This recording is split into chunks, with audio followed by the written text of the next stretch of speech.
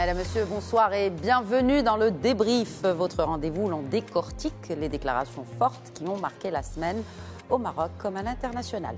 Entre nouvelles orientations économiques, rapports de force géopolitiques et messages politiques à haute portée symbolique, les prises de parole ont été nombreuses et parfois explosives.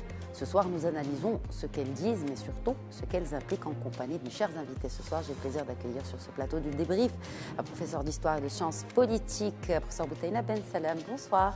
Bonsoir. Plaisir renouvelé. Tout le plaisir est pour moi.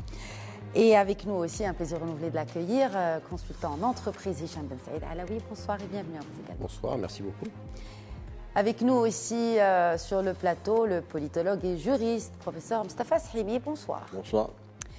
Mardi, lancement du dispositif pour soutien aux TPME Arachidia dans la région de Draa Tafilal dans le cadre de la charte de l'investissement avec la présence du chef du gouvernement. Il y était, il a déclaré à l'issue donc de cette rencontre pour le lancement de ce nouveau dispositif, que le nouveau dispositif de soutien aux TPME est marqué par son caractère régional, en ce sens que toutes les procédures seront exécutées au niveau régional depuis le dépôt et l'examen des demandes par les CRI, les centres régionaux d'investissement, en passant par la sélection et l'approbation des projets présélectionnés jusqu'à la signature des conventions par les autorités locales, suivi du versement du soutien financier aux projets bénéficiaires.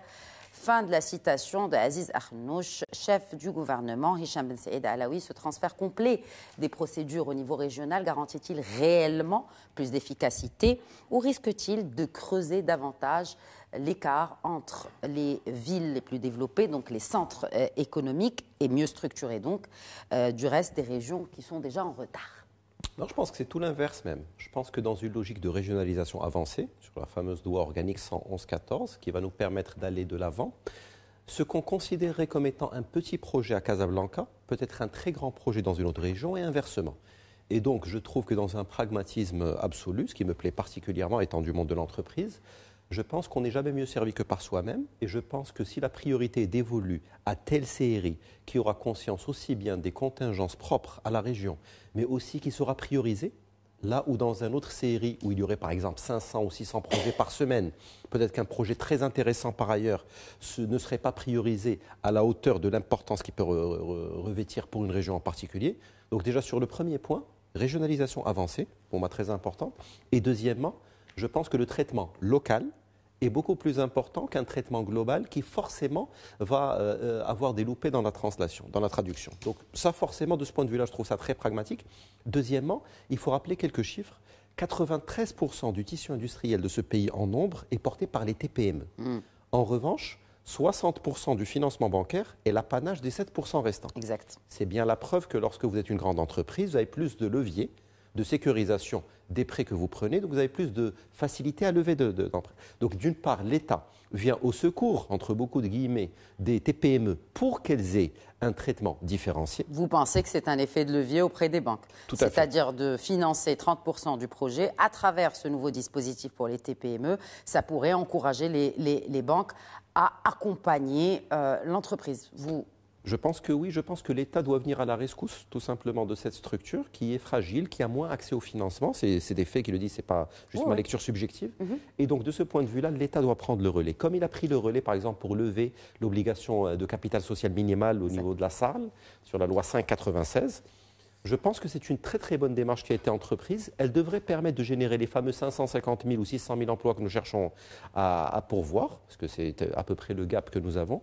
Et de ce point de vue-là, je pense que l'un dans l'autre, c'est une très bonne mesure, c'est pragmatique. Il faut aider les petites structures. En revanche, je pense que maintenant qu'on a commencé, il faut vraiment poursuivre et aller au fond des choses parce que le contenant semble très bon, mais là maintenant, je suis personnellement dans l'attente du fond et de voir des KPI, voir du suivi, voir quelle création d'emplois on a eu, quel retour sur investissement on a eu. Pas juste un effet d'annonce, comme on a pu avoir sur d'autres sujets. J'aimerais beaucoup qu'il y ait des choses très concrètes qui s'en suivent, parce que c'est le nerf de la guerre. L'économie marocaine, ce n'est pas les grandes structures, c'est certes les grandes structures, mais c'est aussi l'honorable artisan qui emploie 2 personnes et 3 emplois indirects. Mais ils ne font pas partie de ce dispositif, parce que dans la définition, elle a été très attendue, dont ce Small Business Act qui n'a jamais vu le jour. D'ailleurs, le dernier rapport du Conseil économique, social et environnemental encourage, et c'est une coïncidence que c'était le lendemain, il a été publié le lendemain de cette rencontre à Rachidia, on vient enfin de définir qu'est-ce qu'une TPME. C'est-à-dire, et ça fait partie des critères d'éligibilité. Mais cet artisan dont vous parlez, il ne fait pas 5 millions de dirhams de chiffre d'affaires par an.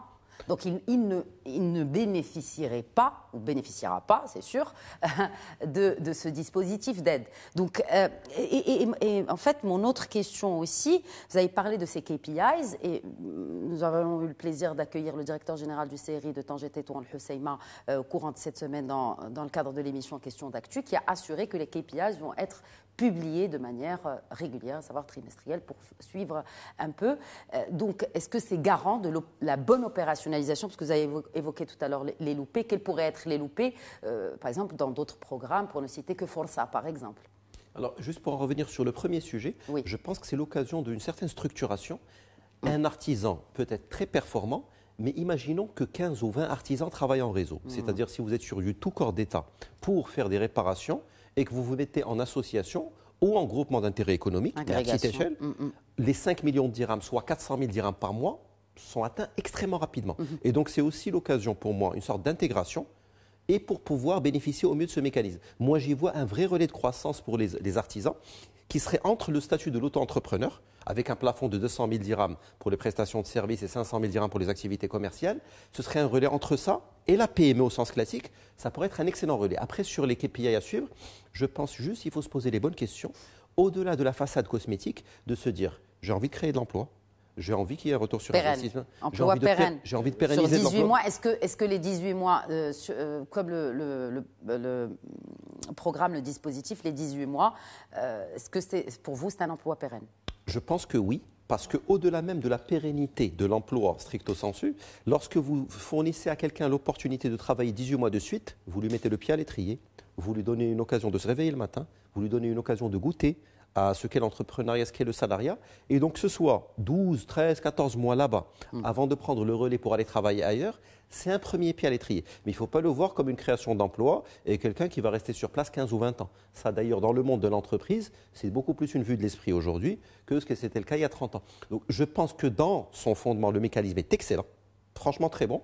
J'attends juste un peu de pragmatisme sur qu'est-ce qu'un emploi créé, qu'est-ce qu'une pérennisation, quel est le salaire moyen, quels sont les emplois indirects générés, quel est le retour sur investissement, même fiscal, pour les collectivités. Et ça, chaque dirham public investi, parce qu'il s'agit quand même de l'argent public. C'est le fameux ICOR, c'est-à-dire, et plus il est faible, plus l'investissement est productif. Non, je pense que ça part d'une très bonne intention. Les KPI, très pragmatiquement, sont très simples à définir. Mais là, en tout cas, je ne peux qu'applaudir cette mesure et être un peu critique peut-être pour l'avenir, parce que qui aime bien châtie bien. Je pense que c'est une excellente idée. Si elle est bien déclinée, ça peut faire quelque chose de très bien. C'est là souvent où le bas blesse, c'est la mise en œuvre et l'opérationnalisation. Ce qu'on ne souhaite, enfin en tout cas, ce qu'on souhaite bonne pour ce projet, parce que la demande est bel et bien là. Mustafa Shimi, une réaction. Je ne vais pas vous poser une question parce que je vous vois tout à l'heure depuis. Alors, ce que vous avez dit, c'est de l'optimisme. L'optimisme, l'état des lieux, malheureusement, n'est pas optimiste. Première interrogation, nous sommes à la fin du mandat de ce gouvernement, il commence la 5e année. C'est la première fois que publiquement, il y a l'annonce d'une politique en faveur des TPME. On doit le constater. Deuxième observation, pourquoi le secteur des TPME n'est pas tellement pris en charge par la CGEM ?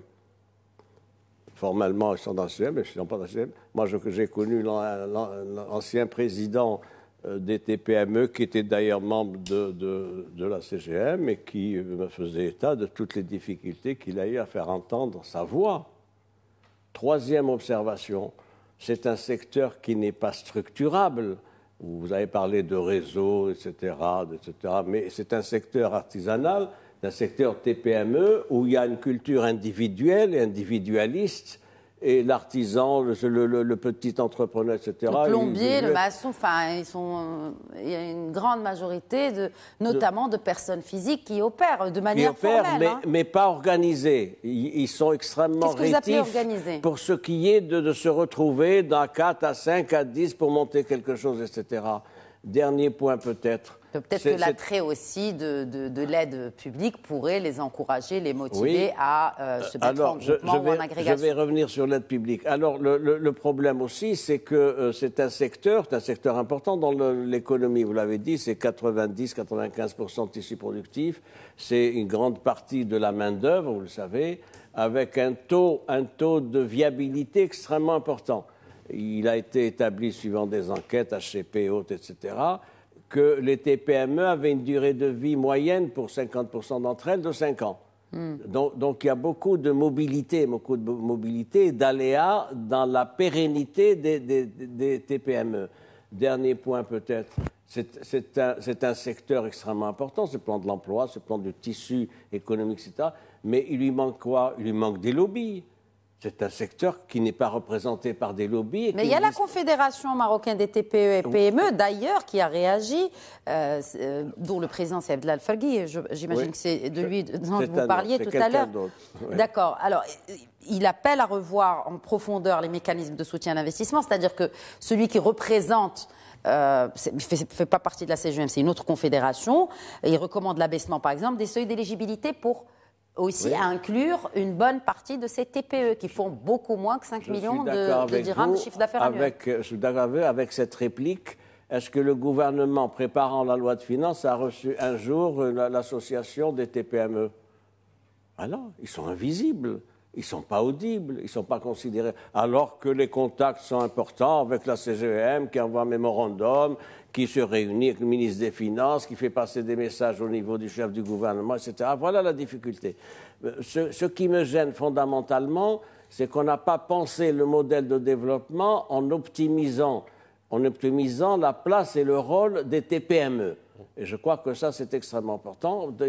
Et c'est une culture économique intéressante parce que ça prouve qu'il y en a une culture économique qui a un prisme, celui des grandes entreprises, celui des lobbies, etc. Et puis, peut-être un dernier point aussi, c'est que les TPME, c'est la société. C'est l'ancrage dans la société. La société, dans tous les secteurs d'économie, secteur périphérique des villes, secteur rural, oui, surtout. Et c'est extrêmement important. Il est vain d'escompter un développement intégré, inclusif, si on ne prend pas des mesures opératoires pour la promotion de ces Vous pensez que les séries disposent des compétences pour cela? Pourquoi les séries pas actuelles. Moi, je fais crédit à la nouvelle formule des CRI, avec la régionalisation et les compétences qui leur ont été attribuées. C'est un virage régional. Hein. Là, on parle aussi que le CRI doit aussi prendre en compte un point essentiel évoqué par le souverain dans son dernier discours du trône le 30 juillet dernier. Et on parle de 30% du territoire national, ce sont les zones montagneuses, on parle du rural. Est-ce que le CRI va être aussi à l'écoute de cette population d'entrepreneurs? Parce qu'il y a des entrepreneurs, il devrait y avoir des entrepreneurs. Je fais crédit au CRI, nouvelle formule. Par principe, je fais crédit. Le problème pour moi est de savoir pourquoi on ne s'est pas préoccupé des TPME depuis 4 ou 5 ans. Bon, voilà maintenant, à la fin du mandat du gouvernement, enfin, les arrêtés pour cette loi cadre régissant la loi de la charte de l'investissement sont sortis, d'où ce dispositif. Avec des effets escomptés et prévisibles pour 2026 et au-delà. Normalement. C'est-à-dire avec un bon budget aussi. C'est-à-dire une législature dont le bilan aura été quand même médiocre, sinon nul, pour ce qui est de la politique de soutien aux TPME. Eh oui, c'est ça l'effet. Cela n'engage que vous. Oui, Hicham Ben Saïd Alaoui.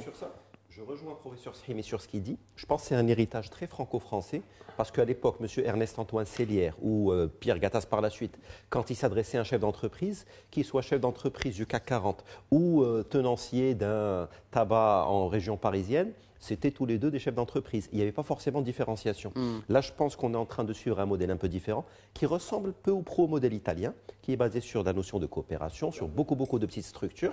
Et je pense que c'est difficile de faire un procès à un gouvernement qui n'a fait que suivre les pas de ce qui se faisait avant. Où la communication, il y a encore 20 ou 30 ans, était autour des champions nationaux, autour des locomotives, etc. Là, je pense que c'est un revirement sociologique qu'on est en train d'observer.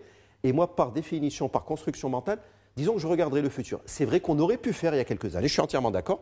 Mais si on fait aujourd'hui, Bah écoutez, c'est mieux que si on fait demain. Moi, je pars de ce principe. On close chapitre. Et puis cette déclaration de notre ministre de la Justice qui reproche au chef du gouvernement son conservatisme avec une comparaison intéressante. Je vous propose de la découvrir. Donc, si Wahbi, le chef du gouvernement est plus conservateur que le parti de l'Istiqlal. Fin de la citation du ministre de la Justice.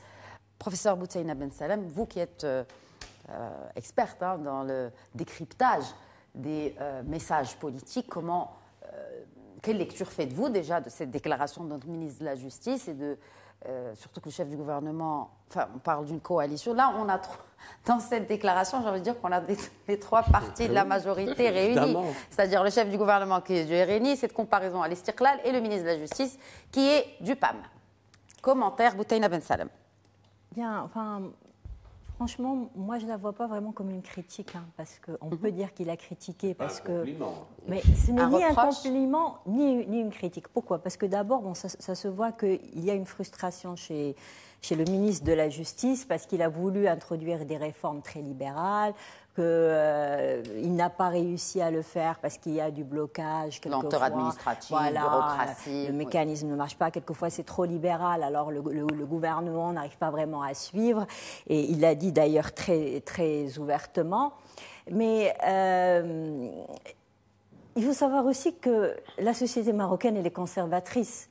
Donc, quand vous dites à un chef de gouvernement vous êtes plus conservateur qu'un parti historique qui est conservateur, c'est peut-être une expression de frustration, mais ce n'est pas vraiment une critique pour la société marocaine par rapport à des réformes que parfois certaines personnes jugent très libérales. Donc, oui, il exprime, il a un franc-parler, lui, il ne s'est jamais gêné pour exprimer ses opinions. Mais non, mais parce que je vais continuer quand même le reste de la déclaration, parce que Wahbi a quand même dit, je le cite, même s'il est riche, cela ne fait pas de lui un moderniste. Sa culture, ses convictions et son éducation le rendent profondément conservateur. Il faut plutôt de longues discussions pour le convaincre. Il dit même penser à partir, à jeter l'éponge. Toujours, c'est Latif Wahbi. Mais qu'est-ce qu'il veut dire par conservateur, d'ailleurs? Il faudrait qu'il nous explique pour lui qu'est-ce que c'est qu'un conservateur. On peut être très moderne et refuser une certaine réforme qui est libérale aussi. Ça ne veut rien dire. Sur quoi porte le conservatisme? C'est ça. Oui. Justement, on peut laisser finir, professeur Ben Salem. Merci. Pas de souci. C'est ça, au fait. Qu'est-ce qu'il veut dire par conservateur? Oui. C'est quoi sa définition de conservateur? Et puis, bon, le mode de vie du chef de gouvernement ne concerne que lui. Ça n'a rien à voir avec sa politique, ni avec le programme qu'il va ramener. On peut être d'accord avec lui ou pas d'accord avec lui. Mais, mais en tout cas, ça révèle quand même qu'il y a un certain désaccord au sein de certaines approches par rapport à certaines questions. Mustafa Sahimi. Mon interrogation, c'est le contexte dans lequel le ministre de la Justice a qualifié le chef du gouvernement en disant qu'il était plus conservateur que... Il avait des éléments. Il avait des éléments, je suppose... C'était lors d'une réunion parlementaire. Oui, mais quel était le thème débattu? C'était les peines alternatives, en l'occurrence. Voilà. Donc, je voulais que vous arriviez là. Ça porte essentiellement sur la politique pénale et le blocage qu'il y a autour du code pénal, avec un certain nombre de questions sociétales qui ne sont pas tranchées aujourd'hui, qui font que nous avons un code pénal qui est dans le circuit parlementaire, mais qui n'avance pas. Qu'est-ce qui bloque? Ce qui bloque, c'est la question de l'avortement. Ce qui bloque, c'est la question des relations sexuelles hors mariage et d'autres. L'enrichissement illicite, parlons-en, Mustafa Sahimi. J'y venais.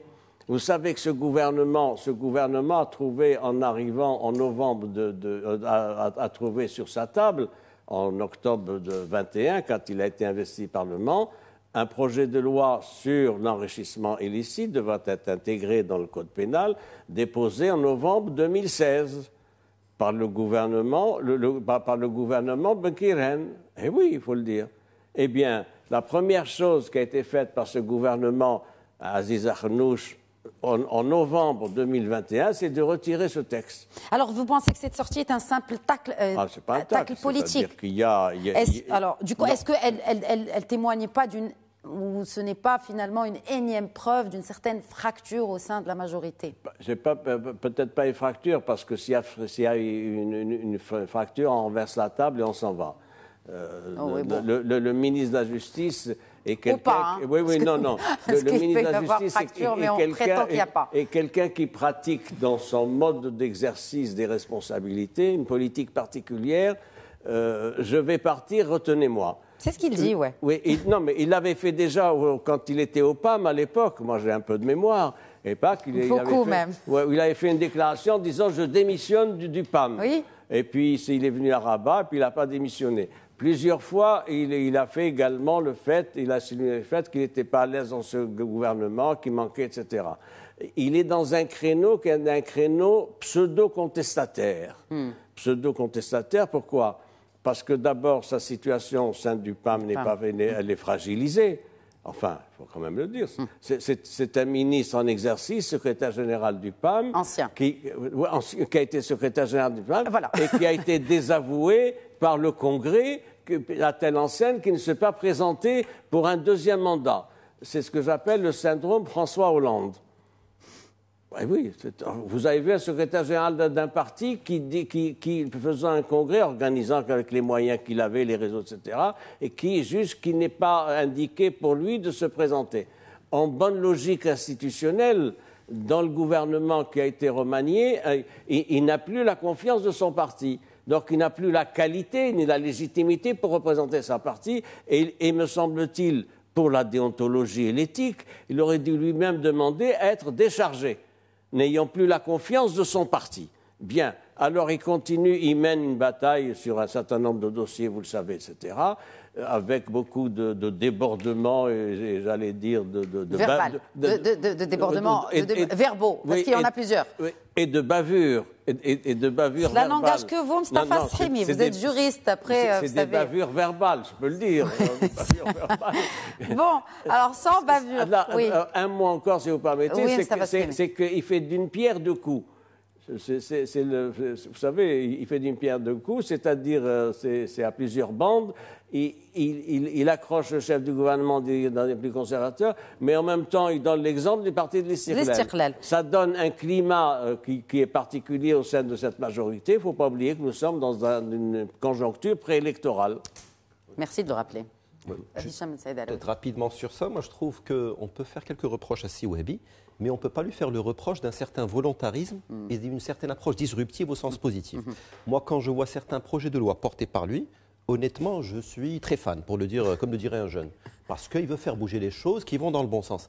Et donc, peut-être on peut lui donner le bénéfice de la bonne foi, de dire « je veux aller plus vite, mais peut-être qu'il y a certaines contingences qui font que je vais plus lentement ». Mais aussi, moi je trouve que si on fait de l'exégèse sur la communication pure de ce qui a été dit, ça c'est une vraie, bonne, excellente déclaration de politicien. Parce qu'effectivement, comme l'a dit le professeur Srimi, on est en train de dire, si ça ne tenait qu'à moi, j'irais plus vite, d'aucuns veulent aller moins vite, et d'aucuns sont structurellement pas très rapides, si on veut faire un peu d'exégèse. Exact. Et donc là, il est en train de positionner son parti très subtilement. Ça, c'est une vraie belle déclaration, qu'on soit d'accord avec lui ou pas politiquement. C'est ce type de déclaration, ce type de niveau politique qu'on avait il y a 20 ou 25 ans, qu'on a moins aujourd'hui. Et là, moi, pour le coup, j'adore ce genre que ce soit de droite, de gauche, du centre, ce petit jeu politique avec quelques pics, à peine sentis. C'est la subtilité politique qui m'a fait aimer ce domaine de la politique. Ça, j'aime bien. S'il y a des réponses politiciennes, politico-politiciennes qui vont dans le même sens pour défendre les intérêts de chaque parti, je suis très preneur. Et c'est ça qui fait augmenter le niveau du débat politique, je trouve. Ça vous fait sourire, Boutena Ben Salem? Tout dépend de son électorat. Il vise qui, au fait? La société marocaine, c'est pas que les gens des grandes villes. Le Maroc est beaucoup plus large que ça. Et le droit ne doit pas s'éloigner des aspirations de la société. Il faut voir qui représente la société marocaine, qu'est-ce qu'ils veulent ces jeunes. Et des jeunes à Bni Mellal ou des jeunes au sud, dans les provinces du sud, ou des jeunes dans un milieu rural, c'est pas des jeunes à Rabat ou à Casa. Bien sûr, ils ont tous des ambitions, mais est-ce qu'ils sont conservateurs? Est-ce qu'ils ne le sont pas? Est-ce qu'ils veulent vraiment de ces réformes? Ça, c'est autre chose. Mais c'est à se demander aussi, ce mouvement de contestation des jeunes fin septembre, des jeunes marocains, ça a aussi démontré ce qu'ils représentent vraiment, la vraie jeunesse, en tout cas la majorité de la jeunesse marocaine, notamment dans leurs recommandations, aussi dans leurs contestations, dans leurs doléances à caractère social. On peut se poser la question. Alors, on a parlé de l'Istiqlal, vous avez parlé tout à l'heure du secrétaire général de l'Istiqlal, qui est aussi, rappelons-le, ministre de l'Équipement et de l'eau, et c'est avec sa casquette ministre de l'Équipement et de l'eau qu'il a fait cette annonce sur le projet du port de Nador West Med. Selon Nizar Baraka, eh bien, cette grande infrastructure portuaire devrait être opérationnelle d'ici fin 2026. Donc le projet du port de Nador West Med est prêt. D'abord, un rappel de ce projet avec vous, Hicham Ben Saïd Alaoui, qui est très différent du port Tanger Med. Peut-être un rappel des fonctions, des objectifs de ce nouveau port marocain. Oui, il y a 3 objectifs qu'on peut en tirer. D'abord, c'est ce qu'on appelle un port de transbordement. Et c'est un port très B2B, très business, contrairement au port de Tanger Med, qui est un port B2B, business, et un port B2C, clientèle, pour ceux qui partent en Espagne ou ailleurs. Lorsque vous voyez la capacité, on est censé, avec ce port, générer 1,8 million EVP, ou équivalent container, pour simplifier. Tanger Med, c'est un peu plus de 10 millions, juste pour vous situer la chose. Mais si on devait comparer à Valence, c'est 4,3 millions d'équivalents de VP, ou bien Algeciras, 3,9 millions, c'est-à-dire que nous sommes très loin de Tanger Med. Mais Tanger Med est injouable, comme diraient les jeunes. Mais lorsque vous vous comparez à Valence ou à Algeciras, on n'est pas si loin.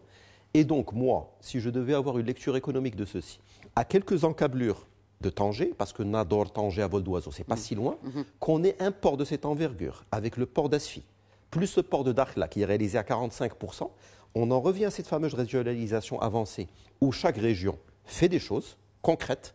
On est beaucoup plus proche d'une approche décentralisée que d'une approche un peu jacobine, où tout se passait peut-être dans un périmètre de 50 km. Donc ça, de ce point de vue-là, c'est très intéressant. De l'autre côté, si ça devait être lancé fin 2026, il faut tabler sur un début de commercialisation courant 2027. Donc ça, c'est forcément des bénéfices qui iraient ou qui profiteraient au gouvernement qui suivrait, pour parler très politiquement. Et qui profiteraient aussi à quel secteur? Quels sont les premiers, selon vous, les premiers secteurs économiques qui devraient bénéficier et se repositionner aussi sur la Méditerranée orientale face aux hubs concurrents potentiels? Déjà, c'est des coûts d'efficience pour tous les opérateurs qui devaient faire 300 km de plus pour aller à Tanger. Le fait de passer par Nador, ça doit être un coup de boost assez exceptionnel à tout le tissu de la zone orientale qui devrait aller vers là-bas. Ce qui serait, je ne dirais pas un pied de nez, mais ce qui serait une très très belle réalisation, parce que Nador étant à quelques dizaines de kilomètres à vol d'oiseau de nos voisins algériens, là c'est une manière de contourner logistiquement toutes les complexités que nous avons du fait de notre voisin depuis 1994. Là, d'un point de vue économique, ça va beaucoup profiter. C'est de l'emploi, c'est de la logistique, c'est de l'efficience économique. Tout le tissu de la zone orientale qui est de plus en plus dynamique, qui devrait profiter à ce projet. C'est, je ne dirais pas un port de repli par rapport à Tanger Med, mais c'est une excellente solution parce que c'est une façade sur le nord, au même titre que le port d'Asfi serait une façade sur l'Afrique subsaharienne, au même titre que le port On en parle peu du port de Safi d'ailleurs. C'est bien que vous le... Nous commençons à avoir ce qu'on appelle des débats de riches. Parce que certains pays s'enorgueillissent de 3 ou 4 monuments. Ouais. Là, honnêtement, en termes d'infrastructures, centaines de kilomètres d'autoroutes, de terminaux d'aéroports, d'aérogares, de ports, honnêtement, il faut vraiment être dans l'ingratitude totale pour ne pas reconnaître que d'un point de vue CAPEX, la politique d'infrastructure au Maroc est un cas d'école qui devrait être enseigné à tous nos voisins régionaux. Donc, sur le point de vue de l'infrastructure pure, on a de leçons à recevoir de personne. Peut-être sur le point de vue du SAV, du suivi, peut-être de la mise en musique, il y a des choses à améliorer, mais sur le développement infrastructurel et même le transfert de compétences. Parce que si vous comparez qui a construit Tanger Med et qui va construire le port de Nador, le port de Dakhla, il y a un vrai transfert de compétences. Au passage, il y a déjà, pour épiloguer économiquement sur ceci, déjà le Conseil de la concurrence qui a appelé à se prononcer sous 10 jours sur un projet, ce n'est pas de la pub, c'est les nommés, c'est Marsa et CGM, CMA-CGM, c'est-à-dire deux géants mondiaux, qui sont déjà intéressés par un projet de coentreprise à 51,49% pour initier le développement. Et ce type de géants mondiaux, quand ils s'intéressent à un projet, ce n'est pas de l'ESG ou de la politique, c'est qu'il y a du business et du fric, pour parler très trivialement, à se faire. Et de ce point de vue-là, le port de Tanger Med est un projet viable qui va donner de vraies perspectives économiques pour des géants aussi structurés que les deux entreprises, les deux groupes que je viens de citer. Et tout ceci va dans le très bon sens. Dialogue sud-sud, mais on n'oublie pas le pourtour méditerranéen, on n'oublie pas le monde arabe.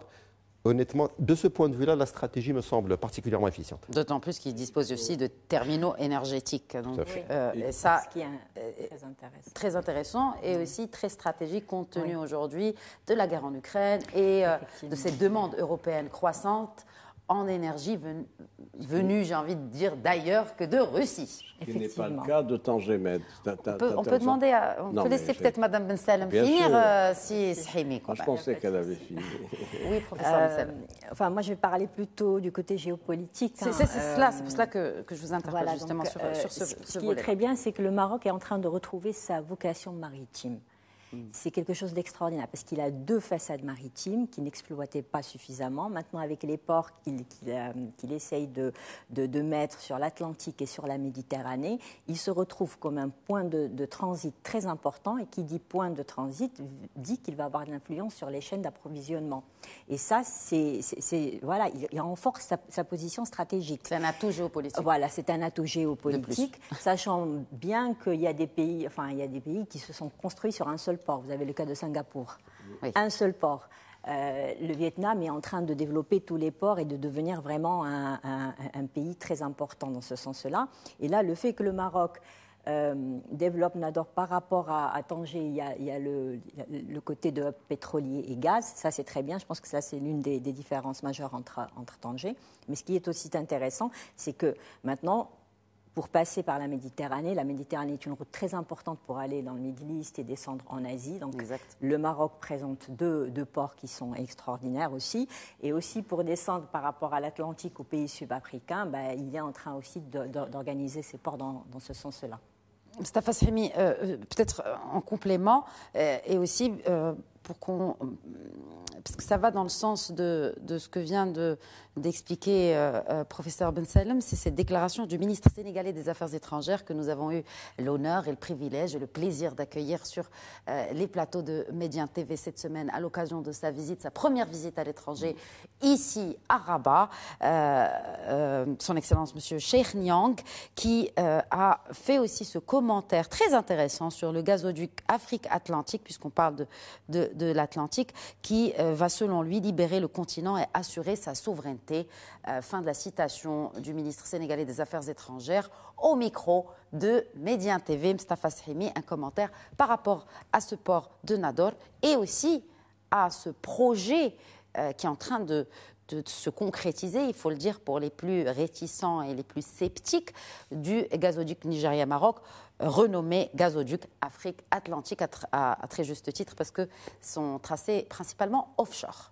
Vous avez parlé du port de Nador, il faut relever là encore la lenteur de réalisation de ce programme.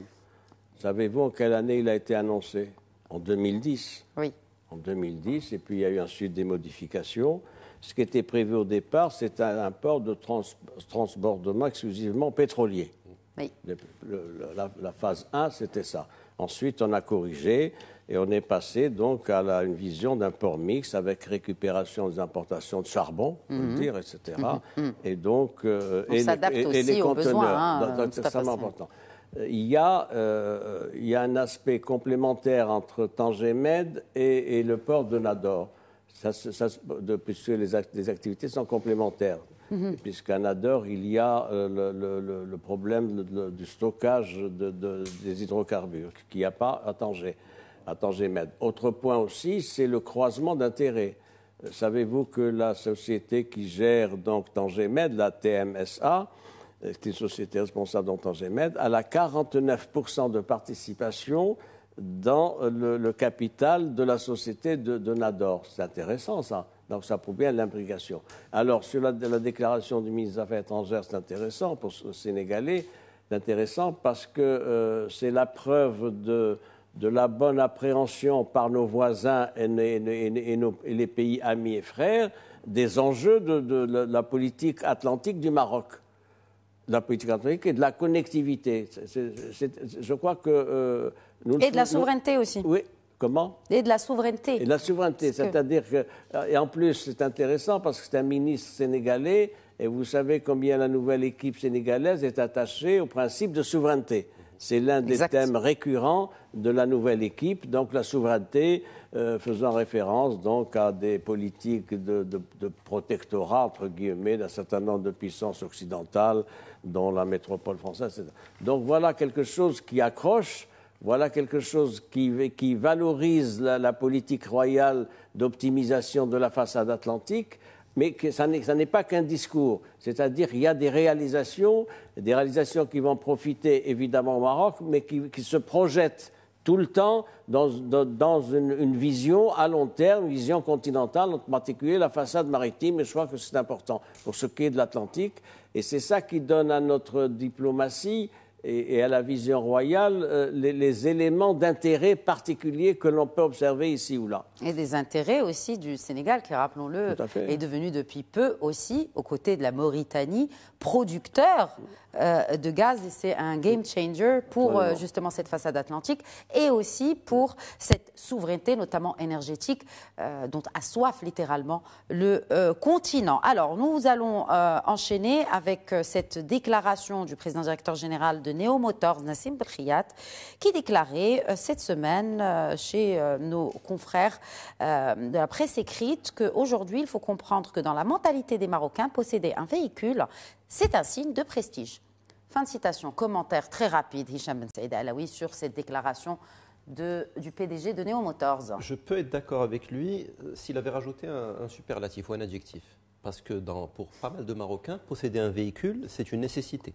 Oui, c'est-à-dire, si on avait le système de RER et de métro qu'il y a dans certaines villes, peut-être que la voiture deviendrait un accessoire qui compléterait un principal.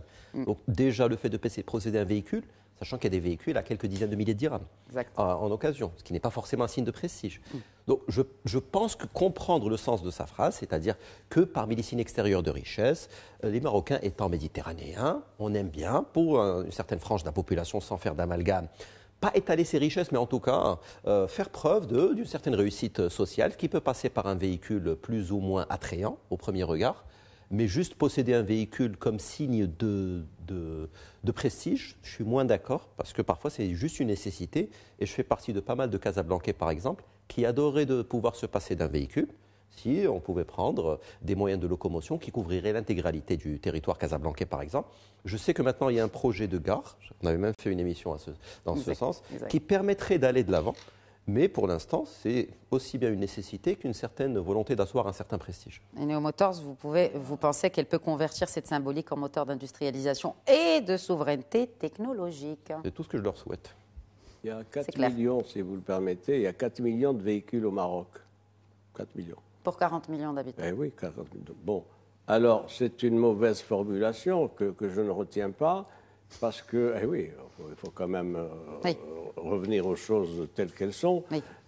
C'est pas un facteur d'identification en prestige.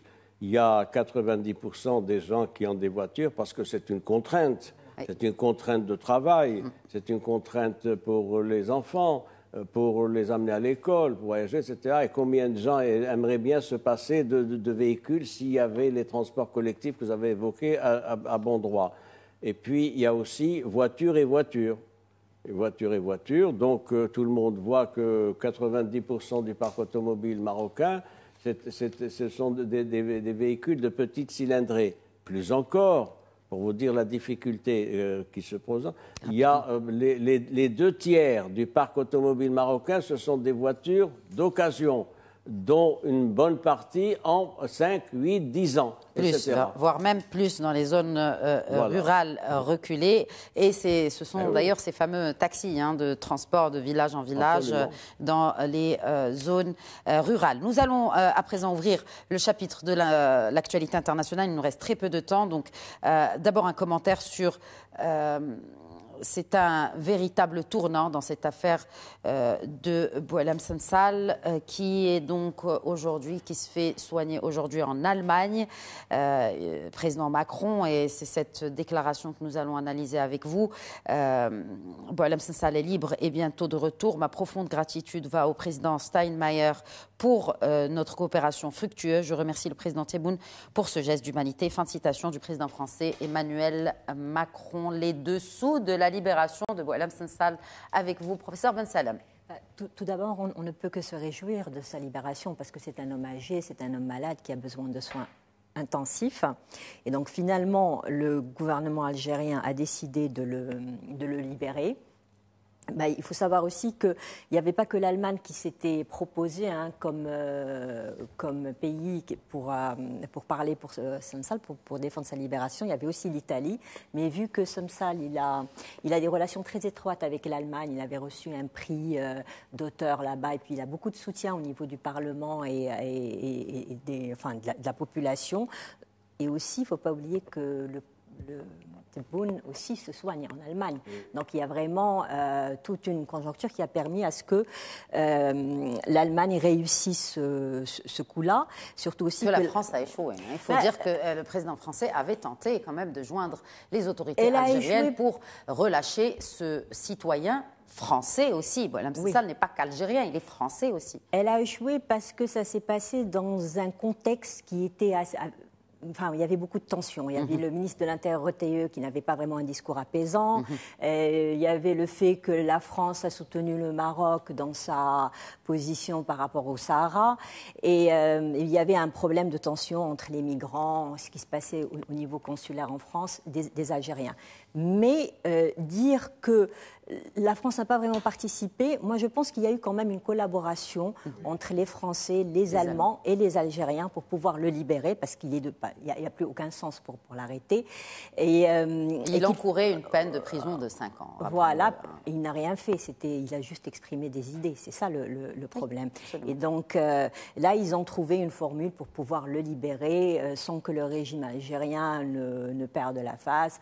Certains Français ont vu ça un peu comme une humiliation parce qu'ils ont plus de rapports. Mais je crois qu'il y a eu une collaboration quand même. Une collaboration du couple franco-allemand, voilà. Comme on aime bien les appeler en Europe. Le grand couple européen. Oui. Et ça a fonctionné. Avec la vie de Paris qui évidemment a trouvé dans le soutien de l'Allemagne, possibilité de mettre fin à une situation difficile. Il faut quand même rappeler à nos téléspectateurs pourquoi il a été condamné. Il a été condamné pour avoir déclaré qu'une partie des frontières actuelles de l'Algérie étaient historiquement des territoires marocains. Le fameux Sahara oriental. Le Sahara oriental, bien sûr. Vous savez qu'il y a même un contentieux entre la Tunisie et l'Algérie pour 20 000 km², et c'est un débat qui rebondit en Tunisie aujourd'hui. Oui. Autre point, me semble-t-il, c'est le fait que ça donne des indications sur le fonctionnement du régime algérien. C'est-à-dire, voilà. En quelques mots rapidement, Moustapha Semi. C'est quelqu'un qui est venu, qui a été arrêté pour atteinte à l'intérêt national, l'unité nationale, etc. C'est quelque chose. Et donc, avec une condamnation quasi unanime de toute la communauté internationale, et ça témoigne bien de l'isolement du pays voisin et de l'impasse dans laquelle est ce pays précisément, du fait de l'exercice des droits et des libertés. Et il y a un journaliste français aussi, un journaliste sportif qui est arrêté aussi pour Christophe Claes, de son raisons. Il est parti couvrir le club de la JSKT, un sportif de Kabylie. JSK, pardon. JSK, le sportif de Kabylie, à Tizi Ouzou. Et ça lui a valu Moi, honnêtement, je suis un petit peu moins direct que mes copanélistes. Moi, je trouve que rien ne va dans ces déclarations. Parce que moi, l'image que j'ai de la grandeur de la France, il fut un temps où le maire de Neuilly, président Sarkozy, par la suite, est parti sortir des enfants maternels, lui-même, face à Human Bomb. Il les ramenait lui-même. La force de l'image, c'est un maire, ministre du budget, qui sortait avec un enfant à chaque bras. Et là, même quand ils arrivent à libérer quelqu'un, ça ne se passe pas directement via la France. Et puis la dernière phrase, le pays des Lumières, qui remercie un président pour un geste d'humanité, sachant qu'un écrivain malade, gravement malade, a passé 12 mois dans une prison, et qualifier ça de geste d'humanité, non pas pour avoir reconnu un tort, mais pour avoir gracié, c'est-à-dire que la peine est toujours valable. Valable, ouais. Moi, je pense que c'est peut-être l'illustration qu'on peut être un exceptionnel technocrate et peut-être un petit peu moins bon politicien. Très bien. Alors, moins bon politicien, Macron qui était cette semaine, fin de semaine dernière, il était au Mexique en se dirigeant vers le Brésil pour assister à la COP qui se tient à Belém. Et au Mexique, il a tenu à défendre aussi la souveraineté des États, notamment dans la zone Caraïbe. C'était donc la semaine dernière, un tacle aux Américains qui donc mènent en ce moment même une grande offensive pour contrer le trafic de drogue dans cette région-là. Et aux Américains de répondre, bien naturellement, c'était le secrétaire d'État américain Marco Rubio qui s'est déclaré cette semaine. Je trouve intéressant que tous ces pays veuillent que nous envoyions des missiles Tomahawk capables de transporter des ogives nucléaires pour défendre l'Europe.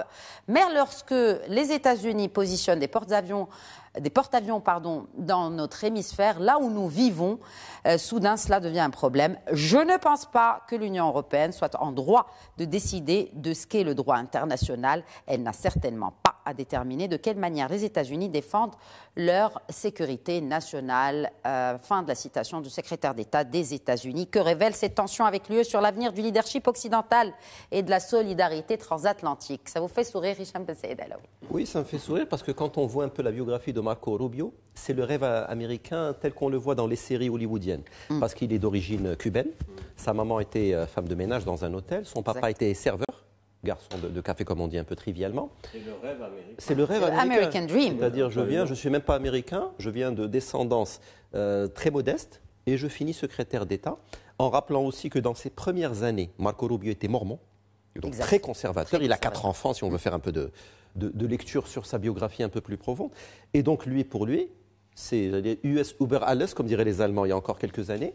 Et lui, il ne comprend absolument pas ce type de débat qui, je pense, il voit l'Union européenne comme plus une organisation qui a été, plus qu'une organisation qui sera. Parce que quand on voit l'Union européenne, c'est 350 à 400 millions d'habitants. Économiquement, ça ne représente ni les États-Unis ni la Chine. Donc je pense, moi je suis d'accord avec lui, très pragmatiquement, je pense que l'Union européenne doit faire ce constat. Ils doivent briser le miroir et se regarder en face. La France, c'est un grand pays. L'Italie, c'est un grand pays. L'Allemagne, bien sûr, c'est un très grand pays. L'Espagne également. Mais cumulé, ça ne représente pas grand-chose par rapport aux États-Unis, par rapport à la Chine, par rapport à la Russie aussi. Et je pense qu'ils doivent faire le deuil de ce qu'ils ont été. Ils ont une super tradition séculaire. Mais je pense qu'ils doivent faire le deuil et maintenant reconnaître qu'en 2025, peut-être qu'ils n'ont pas tout à fait le poids qu'ils avaient avant. Donc là, autant je ne suis pas le plus grand fan des États-Unis, mais là, pour le coup, c'est purement pragmatique. Ben oui, quand vous aurez les moyens de vos ambitions, on pourrait parler. Professeur Ben Salem n'est pas d'accord. Non, je ne suis pas tout à fait d'accord parce qu'il faut voir vraiment la situation dans tout son contexte. Là, on est en train de parler de droit international. C'est quoi le problème? C'est qu'on a les Américains qui ont fait bouger des sous-marins, des bateaux qui attaquent, des porte-avions qui attaquent dans le déni du droit international n'importe quel bateau qu'ils trouvent vers le Venezuela, en disant que ça touche leur sécurité. Sachant bien qu'ils accusent cet État-là d'être un État qui fait du narcotrafic aussi, que pour eux, ces gens-là peuvent être exécutés sans passer par un procès parce qu'ils sont considérés comme des combattants. Donc le problème, c'est vraiment un problème de droit international. D'ailleurs, les pays qui travaillaient avec les États-Unis et leur donnaient les informations, ils ont reculé. Vous avez le Canada, vous avez l'Angleterre. Mais ils ont fait plier le Canada et le Mexique avec les fameux tarifs douaniers. C'est-à-dire que le Mexique, direct, ils ont dit « Ok, vous voulez des informations, tenez ». Le Mexique, ce n'est pas comme l'Angleterre ou le Canada. De toute façon, il n'a pas les mêmes leviers. Mais ils ont fait savoir que ça les gênait de donner des informations qui allaient être utilisées. Et là, on est un peu dans la vision aussi impériale des États-Unis par rapport à l'Amérique latine. Parce avant, il y avait la doctrine Monroe, où on défendait aux Européens de venir en Amérique latine à cause de l'histoire coloniale. Puis après, c'est devenu une approche impériale. L'Amérique latine est considérée par les Américains comme une profondeur de leur propre sécurité. Mais ce que fait Donald Trump, il est en train de faire revivre ça, au point d'aller même jusqu'à faire un avis pour donner de l'argent à qui donnerait des informations sur Maduro pour pouvoir l'arrêter. C'est des choses qui sont dans le déni du droit international. Donald Trump qui réagissait au shutdown plus long de l'histoire des États-Unis d'Amérique, qui a donc pris fin après vote au Congrès et Trump aussi cherche peut-être à détourner l'attention, mais en tout cas, il accuse les démocrates d'utiliser Jeffrey Epstein pour essayer, l'affaire, c'est l'affaire de la décennie de Jeffrey Epstein, pour essayer de détourner l'attention de leurs échecs massifs, en particulier le plus récent, le shutdown. Commentaire, messieurs, madame, on a 1 minute. Mustafa Sahimi. C'est efficace comme raisonnement. C'est efficace comme raisonnement et le président Trump tient un argumentaire et il le martèle tout le temps, c'est-à-dire la diabolisation des démocrates. Tout ce qui va mal, c'est les démocrates, c'est le président Biden, c'est les démocrates, etc. Et évidemment, il y a cette affaire qui l'accompagne, etc. Mais il s'en accommode, il gère, sa base électorale n'a pas bougé pratiquement. Est-ce qu'il n'impose pas un nouveau récit politique à la veille des primaires de 2026 avec cette affaire qui l'éclabousse aussi un peu il est en campagne, il est toujours en campagne et il a l'agenda de l'année prochaine, évidemment, dans le viseur. Alors, maintenant, le shutdown, etc., ça a mis 40 jours, mais il a tenu. C'est quand même, il a fait montre de fermeté. Shutdown, symptôme d'une paralysie structurelle à Washington. Ah oui, oui. Ça a duré 40 jours. Mais pas Hicham Ben Saïd Alaoui, pourquoi? Pour moi, c'est le symptôme d'un clivage très trumpien, parce que le dernier shutdown qu'il y avait, il était à cheval en 2018-2019, c'était pour financer la construction du mur. En fait, on peut critiquer ce qu'on veut avec Donald Trump, il a au moins le mérite de la clarté. Il a la clarté aussi sur des situations géopolitiques à l'international. Et donc, moi, en tant que Marocain, je suis beaucoup plus favorable à une approche très frontale. Au moins, on dit c'est blanc, c'est noir, qu'une approche parfois pavée de bons sentiments, comme peuvent avoir les démocrates, mais au bilan des courses, c'est très policé, c'est très romancé, mais ça n'avance pas. Donc, on peut critiquer ce qu'on veut, au moins avec lui, c'est clair. On peut être d'accord, pas d'accord, mais ça a le mérite de la clarté. Très bien, c'est clair. Merci beaucoup. Merci Hicham Ben Saïd Alaoui, merci professeur Boutaina Ben Salam. Et merci à vous aussi, professeur Sahimi. Merci à vous. Voilà, c'est la fin de cet épisode du débrief. Merci à vous de nous avoir suivis. Très bonne soirée et surtout, excellent week-end à toutes et à tous.